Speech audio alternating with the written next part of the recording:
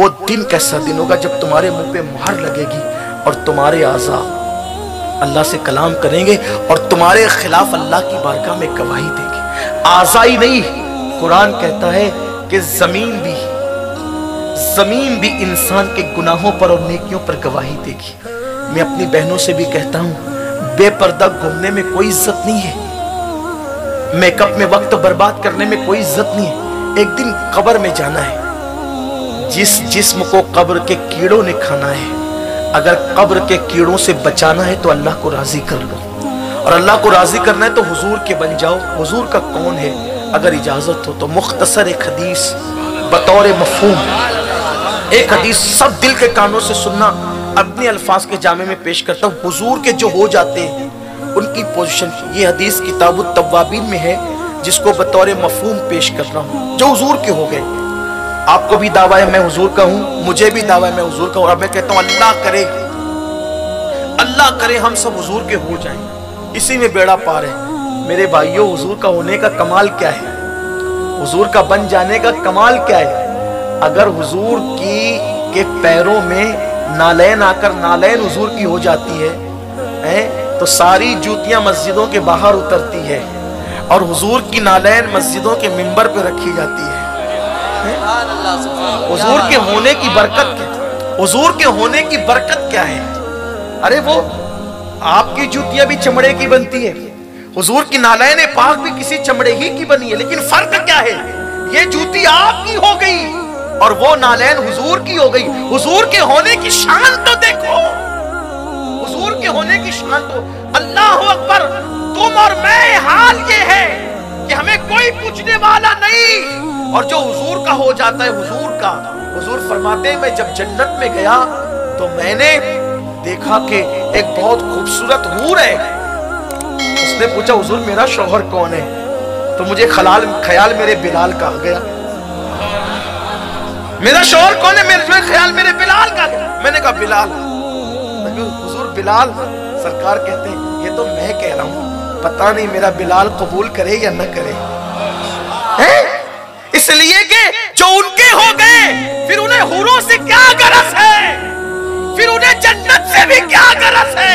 इसलिए कि वो तो फिर ये कहते हैं कि जहां यार है वही मजे है। बल्कि हदीस में आता है कि जब अल्लाह आशिकों का हिसाब लेगा, आशिकों का हिसाब लेगा, तो अल्लाह कहेगा, तुमने तहज्जुद इसलिए पढ़ी थी कि जन्नत में जाओ, इबादत इसलिए की थी कि जन्नत में जाओ, सदकात इसलिए दिए थे जन्नत में जाओ, पैसे इसलिए खर्च किए थे जन्नत में जाओ। कहेंगे नहीं, हमने तो तेरी मोहब्बत में, तेरे महबूब की मोहब्बत में और मेरी मोहब्बत में की थी। फिर हमारी रजा इसमें है कि अब तुम जहन्नम में जाओ। देखा, ये आशिकों का हिसाब है। तुम मेरी मोहब्बत में की थी ना, जन्नत के लिए नहीं की। कहा नहीं, जन्नत के लिए नहीं थी, तो आपके लिए की थी, आपके महबूब के लिए की थी, मेरे करीब तेरे लिए की थी। और किसके लिए? अल्लाह अकबर। हुजूर अल्लाह के लिए की थी और अल्लाह तेरे महबूब के लिए की थी। तो कहा कि ठीक है, फिर हमारी मर्जी और रजा इसमें कि तुम जहन्नम में जाओ। हदीस के अल्फाज आते हैं, मफ़हूम हदीस का ये है कि वो वहीं खड़े हुए जहन्नम में छलांग लगा देंगे ताकि देर ना हो जाए। हमें जन्नत और जहन्नम से क्या, हमें तो तेरी रजा चाहिए। कल भी तेरी रजा चाहिए थी, आज भी तेरी रजा चाहिए, और वो जहन्नम में छलांग लगा देंगे। हदीस के अल्फाज ये कि जब वो आशिक जहन्नम में छलांग लगाएंगे तो उनके इश्क रसूल की वजह से जहन्नम की आग ठंडी पड़ जाएगी। मेरे इमाम ने कहा, ऐ इश्क तेरे सदके जलने से छुटे सस्ते, जो आग बुझा देगी वो आग लगा। ये रवा रवी में जो मेरे ज़बान से जुमला निकल गया ना, अल्लाह के लिए आप, तो अहले सुन्नत एहतियातन इसको इस्तेमाल नहीं करते, इसलिए मैं उससे रुजू करता हूँ। हाँ, इसका ख्याल करें आप। हालांकि उस पर कोई हुक्म भी नहीं है, लेकिन हमारे उलमाए मुहतातीन बहुत ख्याल करते हैं। हाँ, ये बहुत खास मिंबर है ये अहले सुन्नत का। तो मैं कहने ये चला था, अर्ज ये करने चला था कि जो हुजूर के हो जाते हैं फिर उनके ख्यालात कैसे होते हैं। ये किताबुत तवाबीन से एक रिवायत पढ़नी थी। वो ये चाहते हैं मैं कट जाऊं, मेरे टुकड़े टुकड़े हो जाएं, میرا کتنا ہی بڑا نقصان ہو جائے، لیکن جو میرا محبوب ہے آمینہ کا لال مصطفیٰ جان رحمت، ان کو کوئی تکلیف نہ، ان کا دل نہ دکھے، ان کو کوئی تکلیف نہ، ان کا دل نہ دکھے، اس کے لیے وہ بڑے سے بڑا نقصان اٹھانے کو تیار ہے۔ بلکہ حضور علیہ السلام فرماتے ہیں کہ اے میرے صحابہ، تمہارے بعد ایک قوم آئے گی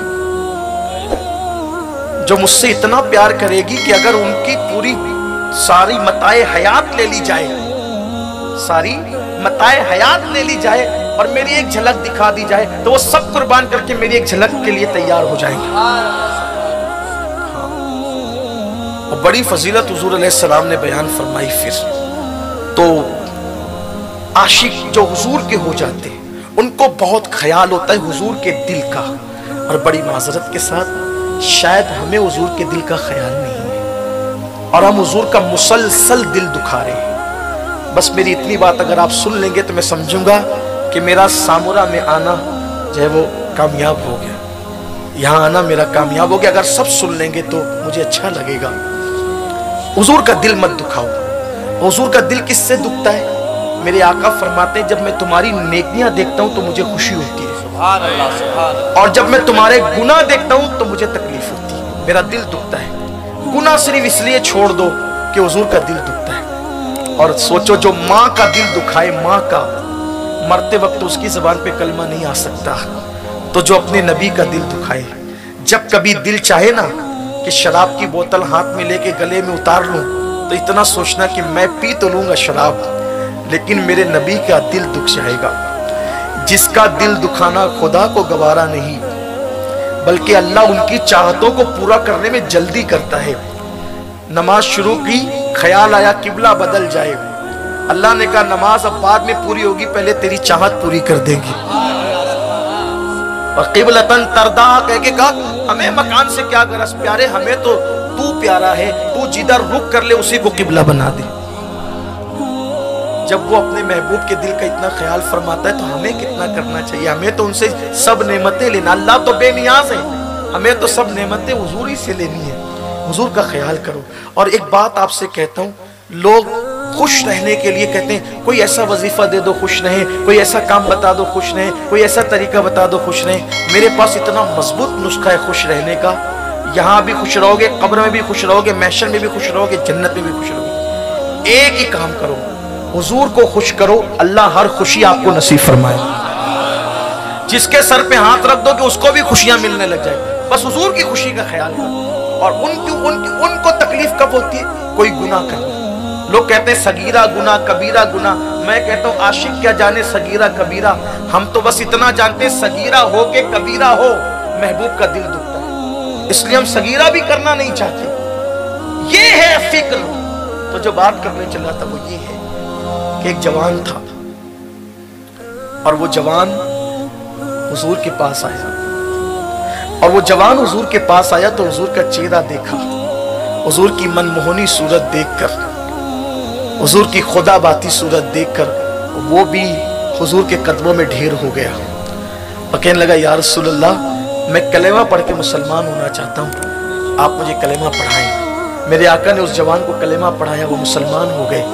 سرکار نے کہا جاؤ اب اپنی ذمہ داریاں نبھاؤ۔ عرض کی آقا کہاں جائیں؟ اب دل نہیں چاہتا آپ کو چھوڑ کے کہیں جانے کا، حضور میں چاہتا ہوں کہ آپ ہی کے قدموں میں رہ جاؤں، یہیں رہ جاؤں، آپ مجھے کوئی کام سونپے، ذمہ داری سونپے۔ میرے کریم آقا نے ان کو کہا ٹھیک ہے، انہیں کچھ کام سونپا۔ وہ کبھی بکریوں کو چارہ ڈال دیتے، کبھی اونٹ حضور کے چرا دیتے، کبھی کسی صحابی کو بلانے کے لیے جانا ہوتا تو بلا دیتے، وہ کام سے لگ گئے۔ ایک دن میرے آقا علیہ السلام نے ان کو کسی کام سے بھیجا، اور وہ گئے کسی کام کے لیے، اور چلتے چلتے رستے میں ایسا منظر ان کی نگاہوں کے سامنے آ گیا، انہوں نے جان بوجھ کے نہیں دیکھا، آ گیا وہ منظر سامنے۔ زندگی میں کئی مواقع ایسے آتے ہیں کہ بڑے بڑے پرہیزگاروں کے سامنے ایسے مناظر آ جاتے۔ وہ منظر یہ تھا، ایک عورت غسل کر رہی تھی اور اچانک اس پر نظر پڑ گئی، ڈالی نہیں منہ میں، نظر پڑ گئی۔ جیسے ہی نظر پڑی انہوں نے نظر پھیر لی۔ اب کوئی عورت اگر غسل کر رہی ہو تو پوزیشن کیا ہوگی یہ تو بیان کرنے کی حاجت نہیں ہے نا، سب کو پتا ہے نا کہ انسان غسل کیسے کرتا ہے۔ اور اس پوزیشن میں نظر پڑ گئی اور انہوں نے پھیر لی۔ حالانکہ شریعت میں، حدیث میں اس के बारे में सराहत मौजूद है कि अगर न चाहते हुए किसी ऐसे मंजर पर नजर पड़ जाए जो अल्लाह रसूल ने हराम करार दिया है और तुम नजर फेर लो, ये गुनाह नहीं है बल्कि ये नेकी है। लेकिन जो हुजूर के हो जाते हैं उनकी सोच कितनी बुलंद हो जाती है। जैसी नजर फेरी, जो दिल में इश्क़ रसूल था उस जवान की, वो जवान थे, पूरे शबाब था, पूरी जवानी थी। जवानों कान खोल के सुनो, सबके हो जाने वालों अपने नबी के एक बार होकर के देखो। उस जवान ने सोचा, ऐ जवान, ऐ इब्ने अब्दुर्रहमान, एक ऐसी औरत पर तेरी नजर पड़ गई जबकि तू इन आंखों से हुजूर को देखता है। जिन आंखों से हुजूर को देखता है वो आंखें क्या देख चुकी है। फौरन अल्लाह से कहा, अल्लाह मुझे माफ कर दे। तौबा की, अल्लाह मुझे माफ कर दे। ख्याल आया, अगर इस गुनाह की खबर, हालांकि वो गुनाह नहीं था लेकिन सिर्फ समझाने के लिए वो अपने तय गुनाह समझ रहे थे, अगर इस गुनाह की खबर मेरे महबूब को हो गई तो उनका दिल दुख